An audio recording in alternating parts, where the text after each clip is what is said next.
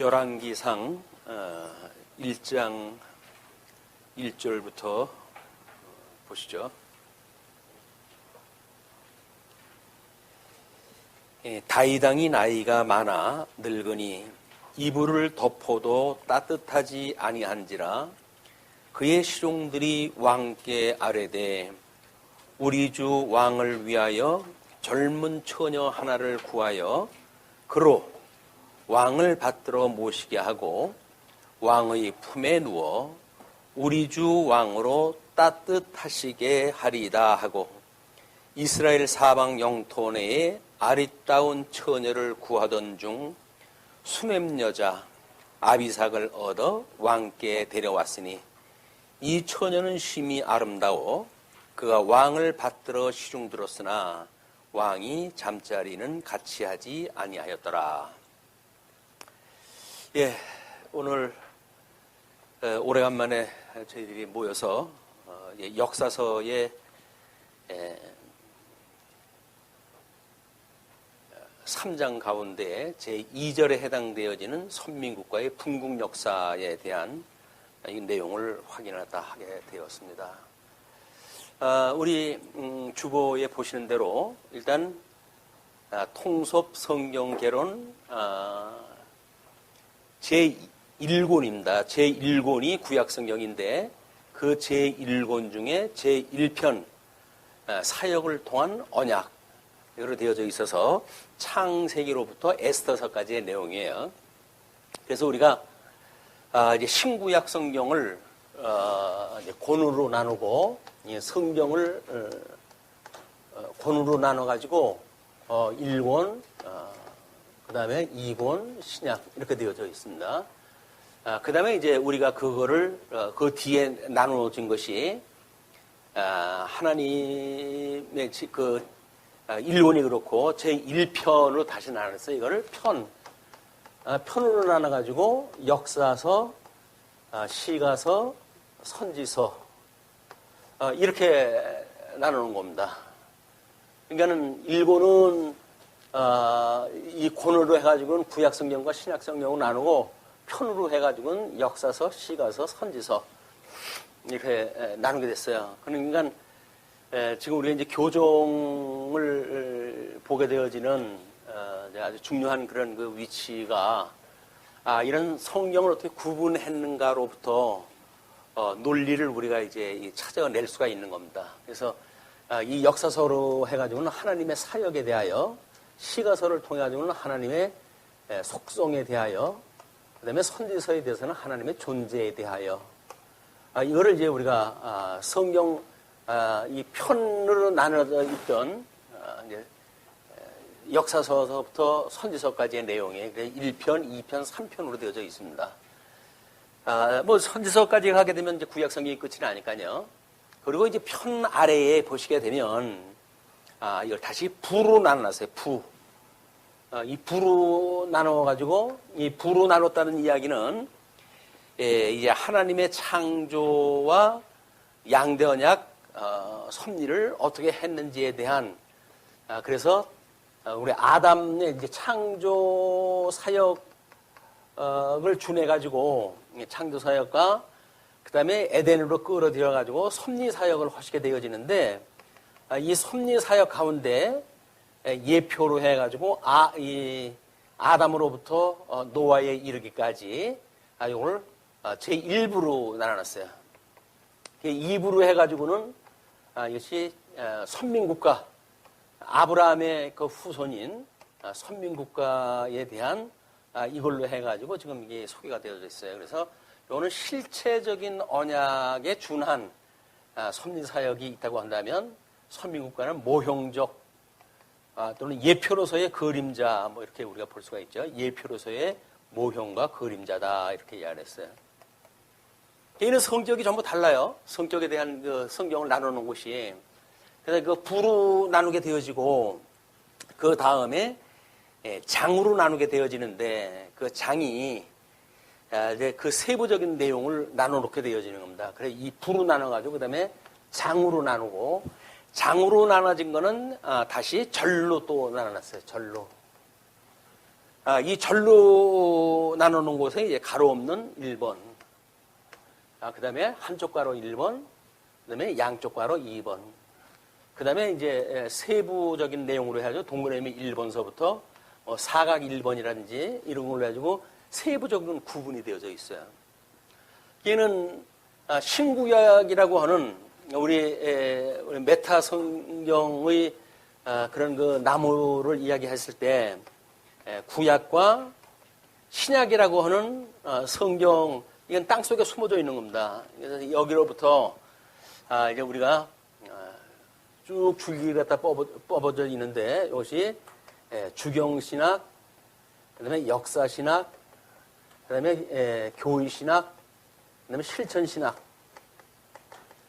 이런 그 큰 가지가 이제 성경을 통해 가지고 해석이 되어지는데, 요를 전부 묶은 줄기 아래에 여러 가지가 이제, 뭐, 가지가, 중가지, 소가지, 이걸 쳐가지고 이거 구분대로 이게 나눠난 거죠.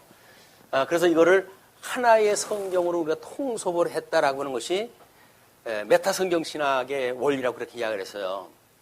그러면 이런 역사로 해가지고 뭐 구약 배경사로부터 뭐 중간사, 신약 그 배경사로부터 해가지고 교회사, 이런 것이 역사신학으로 한번 들어가고, 교회신학이라고 한다면 뭐 이제 실론으로부터 해가지고 인재론으로부터 해가지고 종말론에 이르기까지 모든 교의적인 내용들이 다 포함되어져 있어요. 그다음에 이제 실천신학에서는 이제 우리가 뭐 여러 가지 삶을 살아가는 데 대한 뭐 해아래 학문까지 이게 전부 이제 내재적으로 포괄을 하고 있는 개념이기 때문에 어떻게 보면 이제 과학 부분, 과학이라고 한다면 뭐 자연과학, 인문과학, 그다음에 뭐 또 뭐 뭡니까 사회과학, 이런 걸로 해가지고 과학 부분이 있고, 그다음에 이제 뭐 진선미라고 봤을 때 보통 진리라고 한다면 이것이 철학 부분이거든요.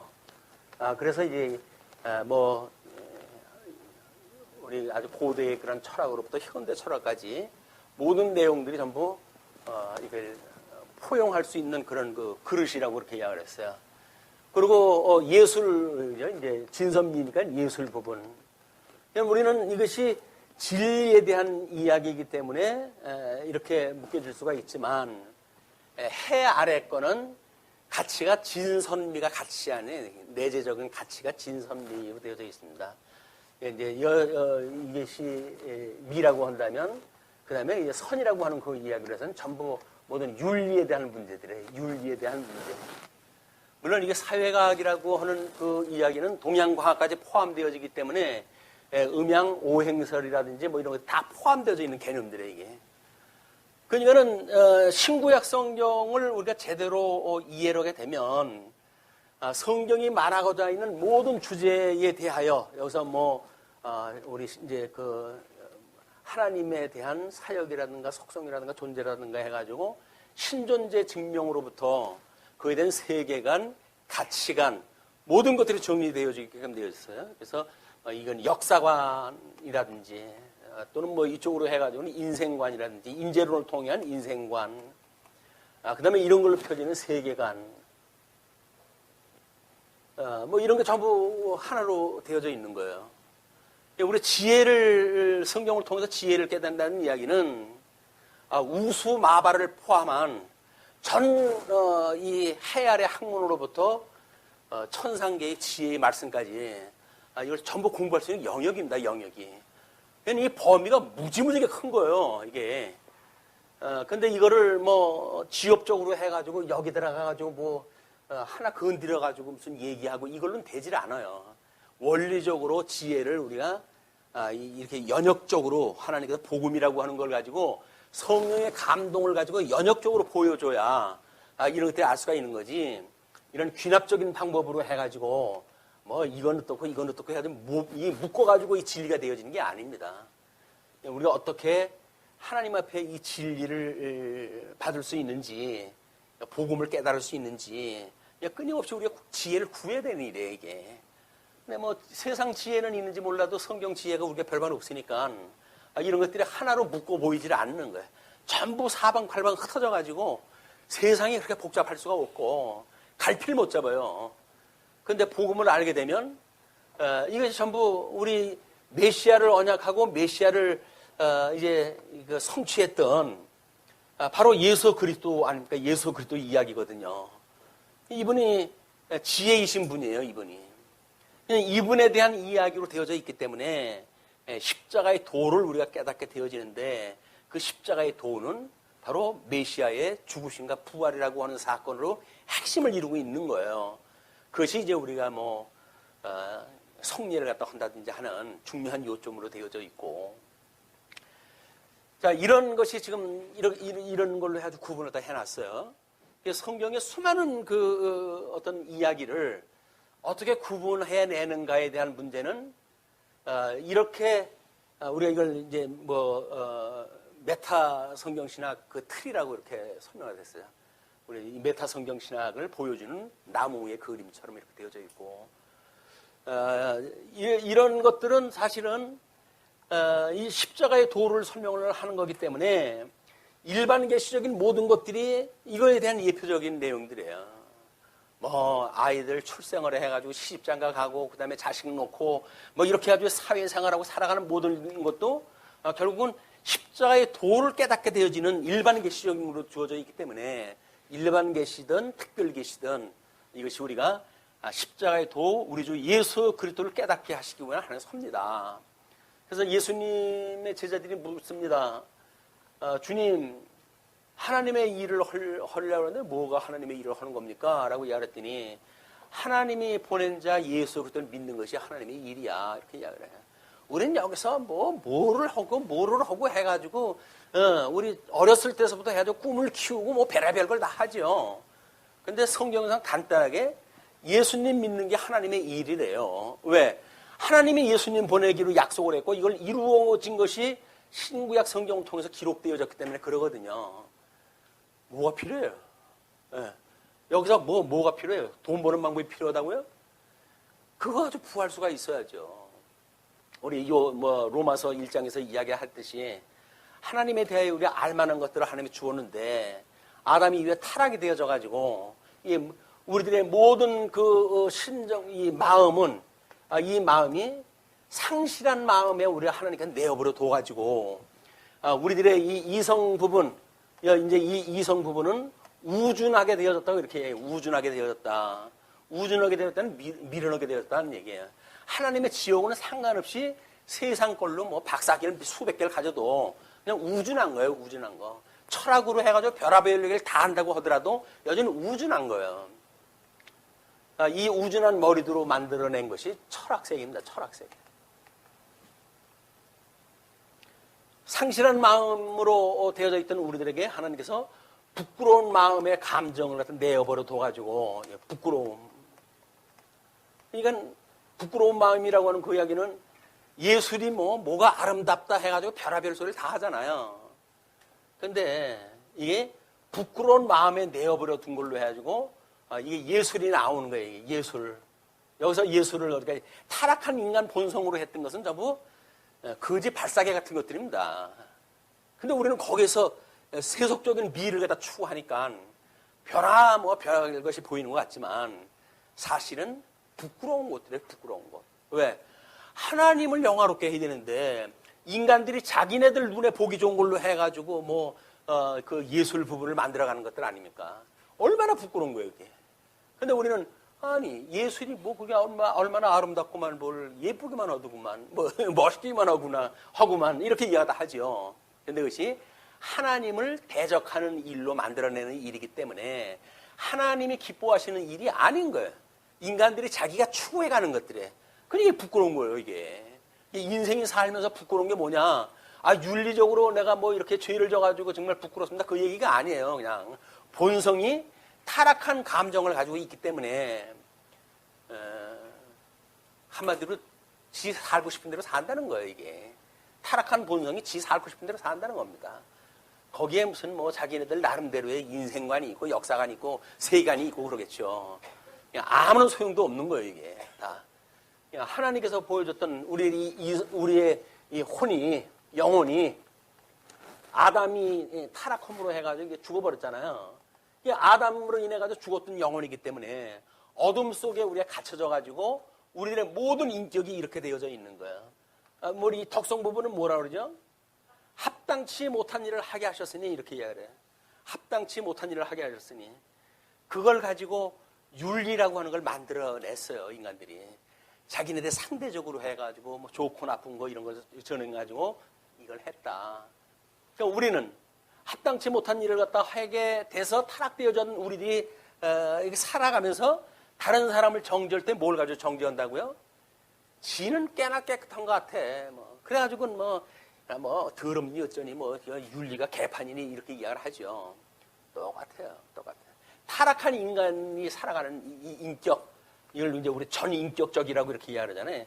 하나님께서 마음을 다하고 뜻을 다하고 정성을 다하고 목숨을 다하고 그리고 하나님을 경외하라고 그랬던 일인데 전인격적으로 우리는 하나님 앞에 이렇게 아주 더럽게 되어진 인간들이에요. 타락되어져 가지고. 이게 인정이 돼야 돼요. 자기 처참한 우리들의 내면 세계가 이것이 솔직하게 인정이 되어져야 우리를 이거로부터 구원해내시는 예수 그리스도에 대한 감격이 있지. 뭐 여기서 근데 나만큼만 살라고 그래. 뭐 이렇게 이야기를 하는 자들이 있어요. 나만큼만 살라고 그래라. 자기 모델 삼을 게 없어가지고 지 같은 걸 우리가 모델로 삼습니까? 안 되는 거예요, 이게. 우리들한테 주인이 되시는 분은 오직 예수 그리스도다. 이분이 우리 신랑이에요, 신랑. 이분이 죽었던 우리를 살려내서, 우리 부활주일 기념 예배를 갖다 했지만, 죽었던 우리를 살려내가지고, 당신의 아내를 삼아주신 거예요, 이 아내. 이 남편은 우리 예수 그리스도가 남편이고, 이 아내를 삼아놔가지고, 이 천상에 우리 약혼을 갖다 하고 승천하셨잖아요. 성령을 보내주셔가지고 아내로 하여금 남편을 사모하는 마음을 끊어주잖아요. 우리 아담에게 약속했던 게 그거 아니에요? 너는 너의 남편을 사모해야 되겠고, 끊임없이 사모를 갖다 해. 남편을 갖다 바라보고, 우리는 이제나 올까, 전에나 올까, 언제나 오실까, 뭐 이래가지고. 근데 예수님 올까봐 겁이 나요. 예. 지금 살만한데, 예수님 오게 되면 이 좋은 거 다 깨끗 나겠는데, 예수님 오는 게 겁이 나는 예수 믿는 사람들이 이렇게 많은데, 예수님 오실까봐 겁날까, 정말 예수님.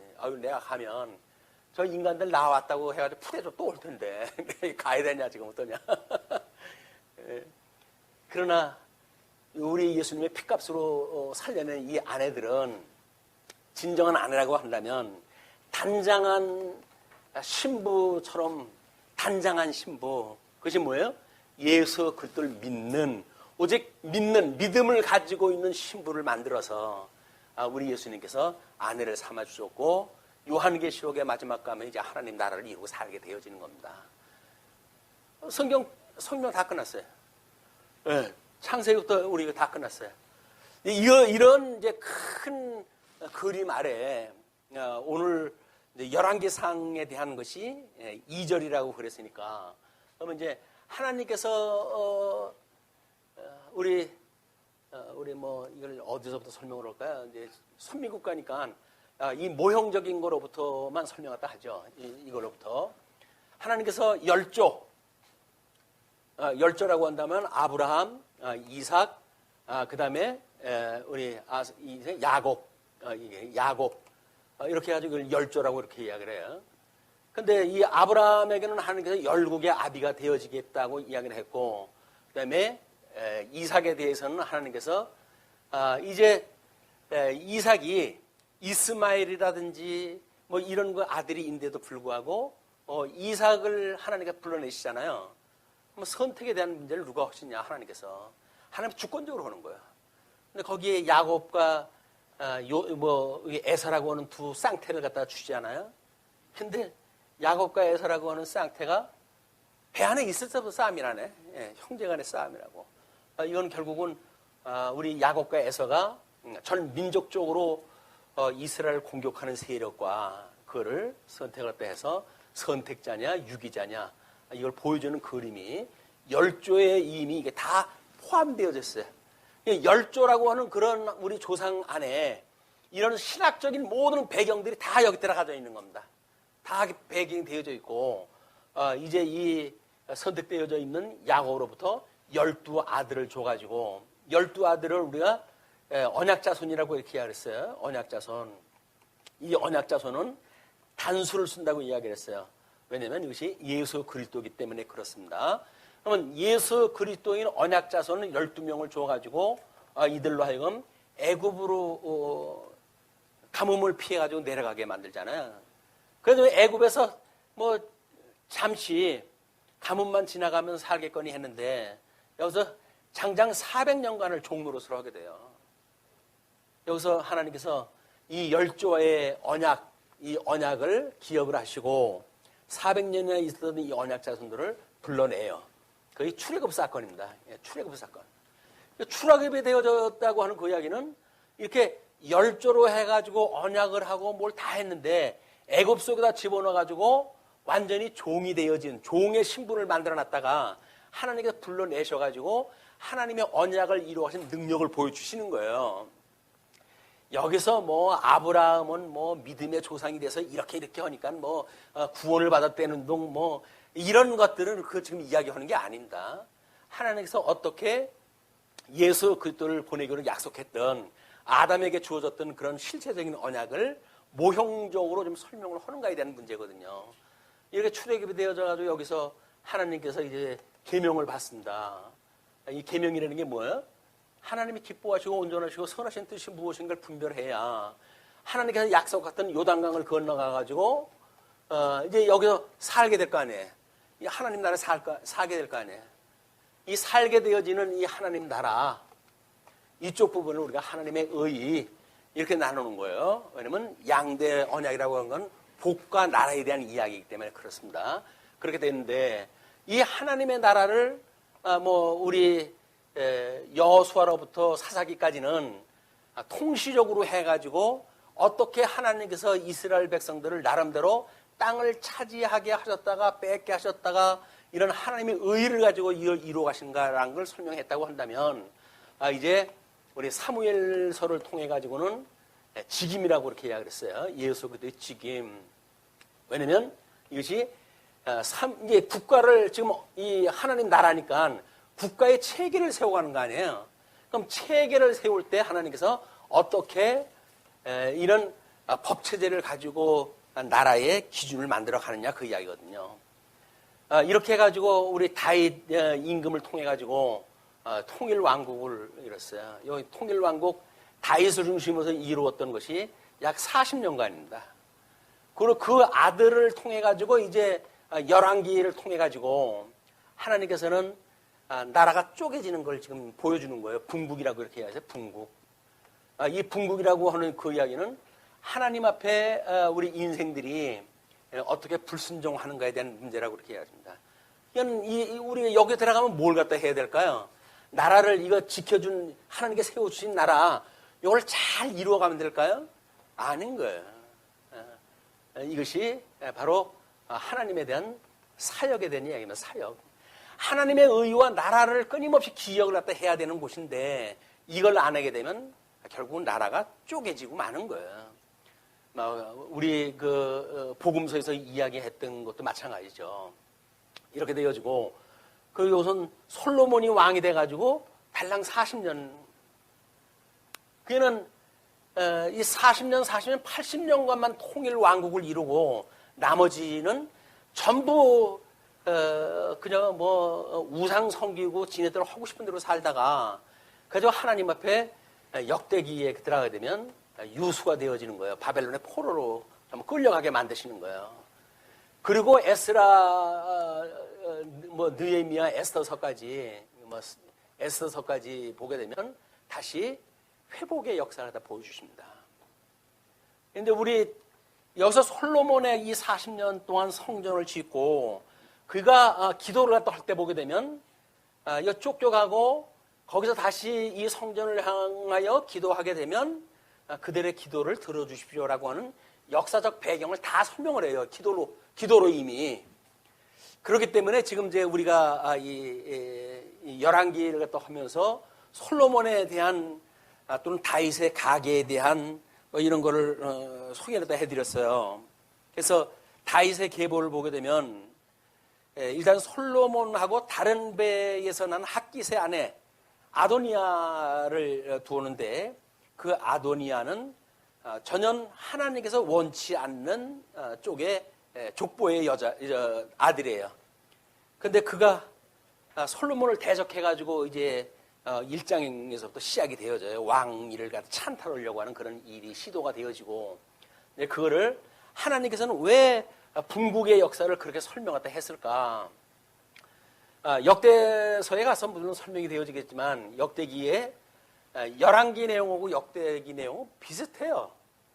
그래서 일반 우리 신학자들은 열왕기에 빠진 거를 역대기에 보충했다 이렇게 이야기를 하는데, 성령께서 감동을 주어가지고 기록한 성경이 빠져가지고 다시 뭐 보태고 이렇게 하는 발상 자체가 성령의 감동을 믿지 않는 사람들의 이야기예요. 우리는 필연적으로 하나님께서 이렇게 의도적으로 했다는 겁니다. 왜 그렇게 했을까? 이게 의와 나라를 언약한 것이 예수 그리스도에 대한 것인데, 예수 그리스도에 대한 소개를 갖다 하려면 예수 그리스도의 통시적으로 봤을 때 예수 그리스도의 강탄, 예수 그리스도의 고난, 예수 그리스도의 죽으심, 예수 그리스도의 부활, 이거를 설명한 것이 이 역사 이야기 아니겠어요?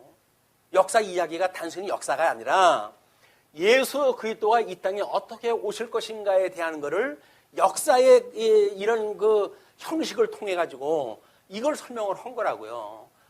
역사서에서 예수님의 이걸 우리가 밝혀내질 않으면 예수님의 이야기하고 역사서 이야기는 전혀 다른 이야기들이 왔다 갔다 해요. 물론 뭐 여기서 몇 구절 따져가지고 뭐 한 구절, 두 구절 예를 들어가지고 설명도 하죠. 또는 복음서에서 보게 되면 아닌 게 아니라 한두 구절 따져가지고 성경을 응하게 하셨다 이런 내용도 나오잖아요. 그러나 구약 성경을 우리가 인용한다고 했을 때 이 인용은 이때 당시의 성경은 장절이 없을 때입니다. 그렇기 때문에 이 사람들의 이야기를 우리가 성경이 응했다라고 하는 그 설명을 했을 땐 한두 구절로 인용을 갖다 쓰지만 그 한두 구절은 대부분 이야기 중심의 전체 내용이에요.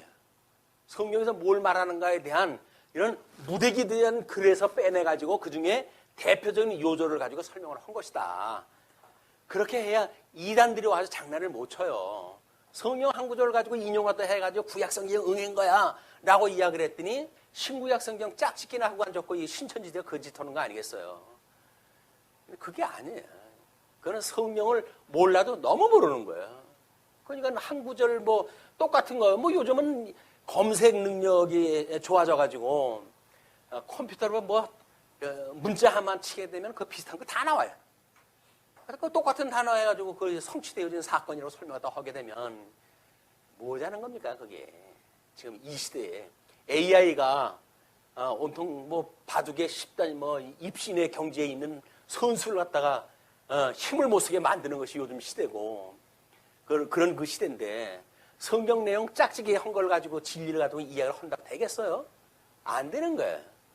그러니까 우리의 성경을 얼마나 체계적으로 입체적으로 이걸 만들어내는가가 21세기 특히 이제 세매 시대라고 하는 그 이야기는 동양 시대 아닙니까? 동양 시대는 서양 시대하고 달라요. 서양 학문이라고 하는 것은 분석적인 그 학문을 추구하지 않습니까?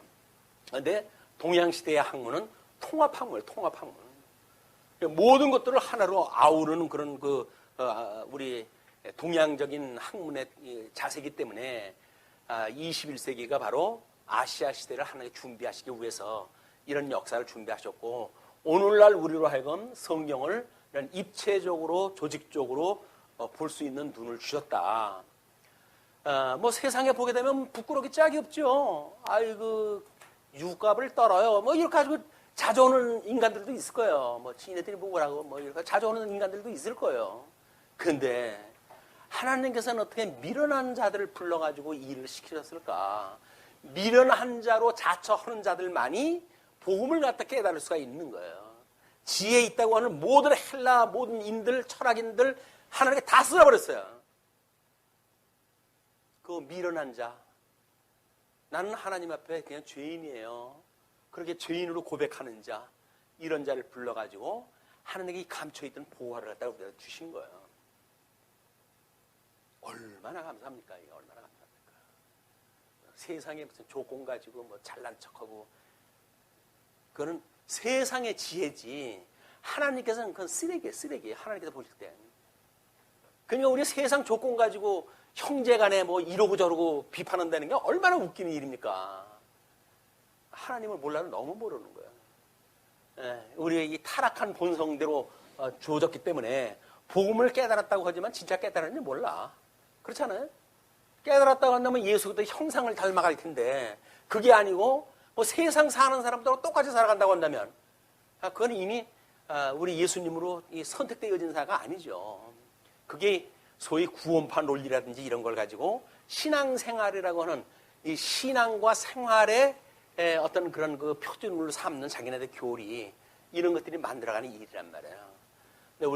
우리 성경 주보에도 나왔지만 그 사각 박스의 표준에 대한 그 교리를 갖다 이야기할 때 그랬잖아요. 이렇게 설명되어져 있는 성경, 신구약 성경, 이거는 하나님의 신앙과 이 신앙과 생활의 법칙이다. 법칙. 법칙이라는 이야기는 법이 있어야 될 거 아니겠어요? 법이 뭡니까? 그것이 하나님께서 우리 창조 사역을 할 때, 이 창조 사역을 했을 때 복을 주시며 가라사대 생육하고 번성하라, 땅을 정복하라, 땅을 정복하라, 그리고 다스리라 라고 하는 나라의 3대 요소예요. 이걸 하나님께서 법으로 주신 거예요. 하나님이 이 법을 이루시는 거이지. 이 법을 주셨고, 그래서 성부 하나님이 이렇게 이 법을 하셨다고 한다면 예수 그를 통해 가지고 이거를 다 행하게끔 해요. 이게 행법이에요. 우리는 나라에서 입법, 행정, 사법 이렇게 나눠가지고 그걸 구분했다 하는데 원래는 입법, 행법, 사법이에요. 사법. 사법은 우리 성령님이 오가지고 믿는지 믿지 않는지를 다 성령님이 판단했다 하는 거예요. 설마 별걸 다 안다고 해도 소용없어요. 성령님이 딱 보게 되면 제가 믿는 애인지 믿지 않는지 성령님이 판단하니까. 그래서 우리가 여전히 우리를 온전케 해가신다고 믿는 나는 지금 죽어서 없어요. 내가 할 수 있는 게 아무것도 없어요. 라고 고백하는 자들만 하나님께서 인을 쳐가지고 너는 믿는 자가 맞아. 이렇게 이해해 주시는 거거든요. 지가 잘났다고 하는 요소가 조금만 남아져 있어도 그거는 하나님 앞에 완전히 죽은 자가 아니에요. 살아있는 자지. 사망 세계에서 살았다고 한다면 그건 사망이지. 사망의 종이지. 그게 어떻게 하나님 나라의 종이 되겠어요. 하나님 앞에 부름을 받은 사람은 다 죽었다고 인정하는 사람이에요. 자기를 부인하는 사람들이에요. 나는 이게 죽어서 없어요 라고 하는 사람들이에요. 자기가 죽어서 없는데 뭐 자랑할 게 많아요. 다른 사람 앞에 무슨 뭐 폼 잡을 게 많고. 아직 살아있기 때문에 그래요. 살아있기 때문에. 죄 아래 살아있기 때문에 자꾸 자기를 드러내고 싶어요. 근데 하나님 앞에 죽었다고 인정되는 사람들은 하나님 앞에 자랑할 게 없어요. 모든 게 하나님의 그냥 오직 은혜인 거예요. 은혜인 거예요. 만사가 하나님의 은혜라고 그래요. 그냥 은혜를 깨닫고 살아가는 거예요. 은혜를. 이것이 예수 그리스도가 우리의 평강의 주가 되기 때문에 그러는 겁니다. 세상의 것들을 인해 가지고 뭐 고민하고 뭐 그걸로 인해 가지고 경쟁해 가지고 이기고 이러는 것이 아니에요. 그냥 은혜로 그 길로 가게 하시는 거예요. 내가 정한 것도 아니에요. 나는 어디로 갈지도 몰라요. 주님께서 그 길로 가게 하시게 되면 주님께서 나를 인도한다 생각하면 가는 거예요. 그냥 주님께서 인도하시니까 만사를 그분께서 해가시는 거 아닙니까 지금. 내가 보낸 자 예수 그들을 믿는 것이 나의 일이야. 하나님의 일이 뭐라고요? 예수님 보내시기로 약속하고 예수님 보내주셔가지고 그걸 이루시는 역사가 하나님이 하시는 일이니까 그 하나님의 일을 갖다 우리가 깨닫게 되어지게 되면 우리가 그저 형편되어지는 대로 주님 바라보고 주님 안에서 위로받고 거기서 우리가 소망을 가지고 살아가는 것이다. 이렇게 세상에서 영특하게 살 거 없어요. 영특하면 뭐나 하나 얻는 것 같지만 그렇지는 않습니다. 다른 사람 걸 빼앗게 되면 취해가지고 더 부할 것 같지만 그렇지가 않아요. 오히려 다 허망스럽게 없어집니다. 허망스럽게 없어져요. 그런데 그냥 하나님께서 인도했다고 믿고 없으면 없는 대로 있으면 있는 대로 살아가게 되면 우리 예수님을 믿는 그 믿음 때문에 일체의 족함을 깨닫게 하시는 거야. 하나님께서 일체의 족함을 깨달아가지고 없으면 아이고 주님 없어서 좋습니다. 이렇게 할 수가 있어요. 왜? 그걸로 족하니까. 예수님 한 분만 있으면 그냥 그걸로 족한 거예요. 환경이 부하다고요? 그걸로 족한 거예요, 그냥. 아유, 주님 저한테 뭐 할 일이 있어가지고 이렇게 부하게 하셨나요? 라고 해서 주님을 위해서 그걸 쓰면 되죠. 그걸 하나님께서 내가 뭐 땀 흘려가지고 본 걸 갖다가 왜 주를 위해서 씁니까? 나를 위해서 써야지. 그럼 그렇게 하시든지요. 그렇게 하시든지요. 주님께서 그런 걸 탓하지 않아요. 네 건데 네 맘대로 해라. 네 거라고 얘기한다는 이야기는 뭐예요? 부인하지 않는다는 얘기 아니에요. 마치 사단의 종으로 살아가고 있으니까 그래 거기서 조금 더 있다 보게 되면 철들 때가 있겠지. 하나님께서는 아주 오래 참으시죠. 오래 참으시죠. 택한 백성이라고 하면 언제까지인지 참아주시는 분이니까. 그래서 끝내 우리 예수님으로 말미암아서 족함을 하는, 세상의 조건 때문에 행복한 게 아닌데 조건 때문에 지족하는 게 아니에요. 그냥 우리 예수님이 죽었던 날을 살리셨으니까 그냥 족한 거예요. 무슨 이런 뭐 합당치 못한 일을 허겨는 자들이 무슨 합리적으로라도 자기 설명을 하고 핑계를 대면 뭐래요. 그걸 주님이 보고 너 그럴만 했다 얘. 그걸 인정할까요? 안 그래요. 너는 내가 너를 위해서 죽었다고 하는 거 인정하냐? 그게 아니면 그럼 나는 믿지 않는 건데 뭘 그렇게 말이 많냐? 나하고 상관없이 살면 되지 뭐 이렇게 나한테 내 주님을 믿어요 라고 하는 걸 설명을 갖다 이렇게 구구스럽게 해. 구구스럽게 하는 거 아니에요. 주님을 믿는다는 이야기는 구구스럽게 자기를 변명하는 게 아니에요. 그냥 주님께서 그렇게 하신 일을 믿는 거예요. 믿음이라는 게 얼마나 심플합니까? 그냥 믿는 건데. 이거를 모르긴 몰라도 지금 66권 성경을 우리들이 이렇게 조직을 하고 이렇게 해가지고 지금 신구약 성경을 통일성 있게끔 이걸 봤잖아요. 통일성 있고. 그것도 체계적으로 해가지고 주제가 같아요. 직임, 분국, 유수, 회복. 이건 이게 창건이에요, 창건. 창건, 분국, 유수, 회복. 이거는 우리 직임, 우리 구약성경으로 보게 되면, 우리 체제라고 이렇게 이야기를 했고, 오늘 직임의 것으로 설명이 되어졌고, 그 다음에 이제, 이 사역. 그 다음에 이건 이제 뭐예요? 우리 신분에 대한 얘기예요, 신분. 하나님의 아들인데 하나님께서 전부 바벨론의 포로로 집어넣어 버리잖아요. 그런데도 나는 하나님의 아들이야. 라고 그러기 때문에 예루살렘을 향해서 기도할 수 있는 마음을 주신다니까요. 아무것도 없어요, 이제. 고향 돌아간다고 뭐 있을 것도 아니에요. 다 없어져 버렸어요. 그럼에도 불구하고 바벨론의 포로로 끌려가서 우리 이 솔로몬이 기도한 대로 이 성전을 향하여 기도하는 자가 있다고 한다면 그들을 돌아오게 해주세요. 믿는 거예요, 그걸. 여기 갔을 적에는 하나님께서 내가 이렇게 불순종해가지고 이 불순종했기 때문에 하나님께서 나를 이렇게 죄악 가운데 종으로 살게 하셨군요. 이건 뭐 육체의 소욕일 수도 있겠고 안목의 정욕일 수도 있겠고 이생의 자랑일 수도 있겠죠. 이렇게 우리가 처진 신분이 하나님의 신분이라는 걸 철저하게 깨닫게 하시고 그리고 하나님께서 회복을 할 때 해주셔요. 그걸 남은 자 사상이라고 이렇게 하면 남은 자. 천만인을 하나님께 불러주셨지만 이 남은 자는 극소수예요. 극소수. 그러면 여기 와가지고 우리 요한계시록에서는 이걸 갖다 뭐라 그래요? 이기는 자라 그래요. 이기는 자. 뭘로? 이 세속적인 그런 전쟁에서 이기는 자가 엄청나게 많을까요? 없어요. 얼마 없어요. 여기에 있는 자들이 복 있는 자라는 거예요. 복 있는 자. 성경을 우리가 자들을 모르게 되면 마치 뭐 우리 구원받고 나서 우리의 삶에 대한 거는 아무런 영향을 받지 않는다고 하는 이런 일이 맞고 신학적인 연구하는 사람들을 보게 되면 우리 이제 이쪽을 이제 기독론이라고 이렇게 이야기하잖아요.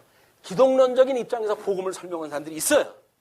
맞아요. 기독론적으로 다 성경이 그렇게 말하고 있어요. 근데 이거를 교회론적으로 해가지고 과연 어떻게 정리되어져 있는가가 이 연결이 돼가지고 같아야 이것이 맞는 얘기지. 기독론적인 얘기하고 교회론적인 이야기하고 모순이 불러일으킨다? 그럼 잘못되어진 해석이에요. 뭐 기독론적으로 해가지고 뭐 먼저도 예를 들었지만 뭐 장로를 세우는데 당신은 이제 다른 사람 섬기지 마십시오.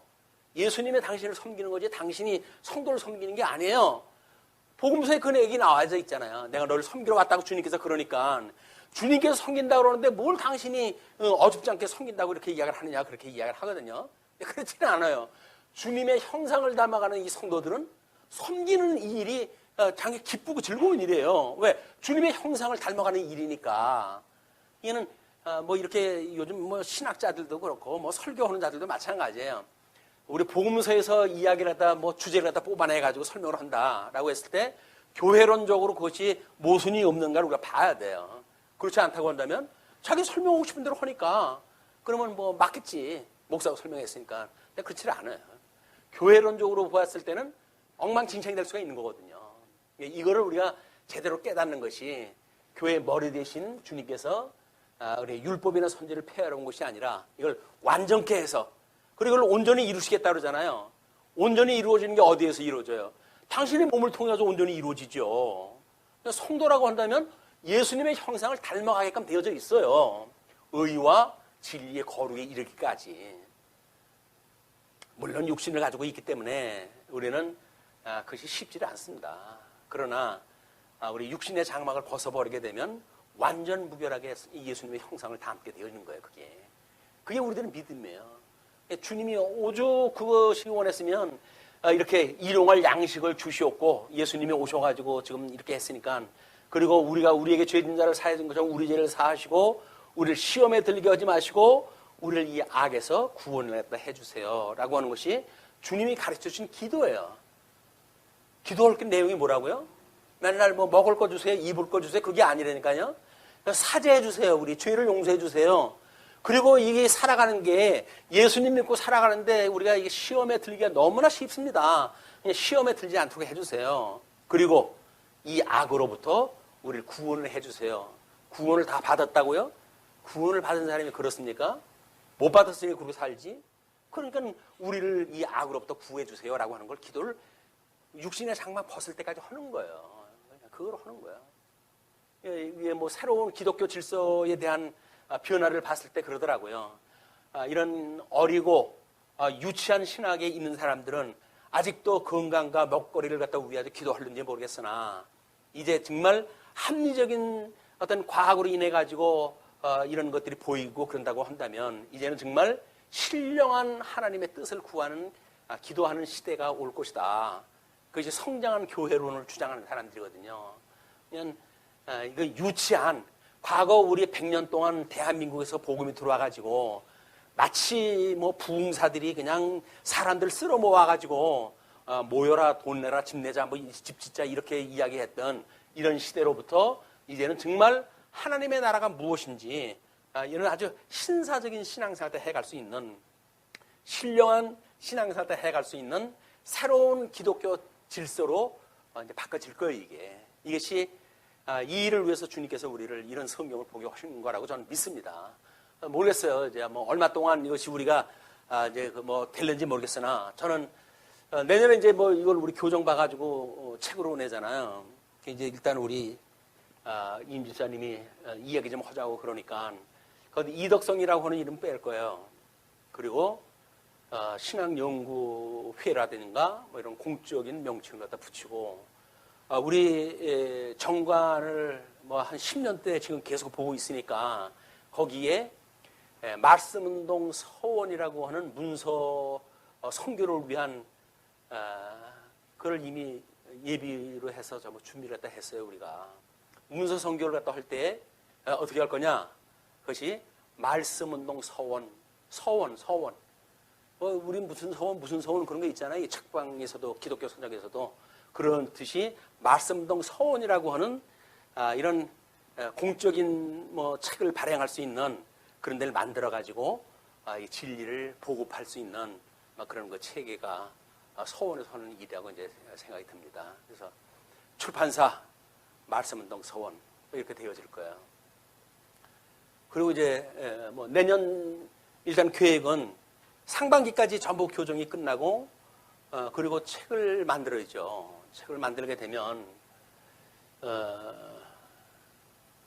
아마 이제 그걸로 뭐 우리 제가 9월 총회 때 이제 은퇴식을 갖게 됩니다. 노예에서 은퇴식을 갖게 되면 그때 오신 손님들한테 선물로 책을 한 권씩 우리 돌려드릴 수 있도록 해야 되겠죠. 과거 뭐 이렇게 해가지고 몇백 부씩 만들는 그런 체계가 아니라 그래도 이걸로 하게 되면 한참 쓸 거니까 우리 후배들한테도 주고 전도용으로도 쓰고 하려면 일반 도서 출판하는 정도의 양은 해야 되지 않을까 이런 생각이 들어요. 뭐 루디아 전도에서 기금 마련하고 있기 때문에 택도 없을지 몰라요. 그러나 그걸로 해가지고 일단 뭐가 이제 이 종짓돈이 돼가지고 하게 되면 그렇게 조금 확대된 발전이 우리 이루어지고 그렇게 되면 저는 이제 은퇴하고 없을 것이고 나머지는 이제 뭐 우리 이런 책을 같이 공부했던 걸 가지고 함께 공부할 테니까 그렇게 해서 진리를 지키고 보수하는 뭐 교과서가 있을 거 아니에요. 텍스트가 있어야 될 거 아니에요. 물론 성경 텍스트죠. 그러나 그걸 어떻게 보아야 이거를 하나의 진리책으로 우리가 보는 거에 대한 문제는 매우 중요합니다. 신존재 증명 뭐 막연하게 우리 하나님 뭐 믿어요. 나는 하나님 믿어요. 이렇게 이야기를 하는데 하나님 믿는 거로 가지고는 구원 못 받아요. 유대인들은 하나님 믿질 않나요?